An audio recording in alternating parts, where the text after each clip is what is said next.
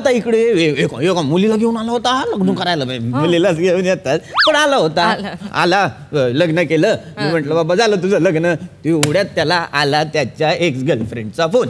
इकडे माझ्या समोर आला. मी बघतोय तर ती म्हणाली माझं तुझ्यावर अजून प्रेम आहे. मग नालायकाने लग्न मोडलं. काय करशील? एक्स गर्लफ्रेंड आल्यावर लग्न मोडतं? त्याने मोडलं तर माझ्या डोळ्यांसमोर. म्हणजे काय? ओ काका, आमचं तसलं काही होणार नाही. मी माझ्या एक्स गर्लफ्रेंडकडे नाही जाणार आहे बाबू. तू का काळजी करते? उगाच तुम्ही काहीतरी डोक्यात भरवू नका तिच्या. म्हणजे राधिकाच ना एक्स गर्लफ्रेंड म्हणजे? हा. म्हणजे तुला अजूनही तिची आठवण येते याचा अर्थ? नाही अगं. मग आता तिची आठवण काढलीस ना तू? अगं नाही, ते म्हणाले म्हणजे ती तुला मेसेज करते? नो, मला फोन करते? अगं नाही करत. म्हणजे तू लग्न मोडशील? अगं नाही मोडणार आहे मी. का बाबू, you hate me. I don't hate you Babu.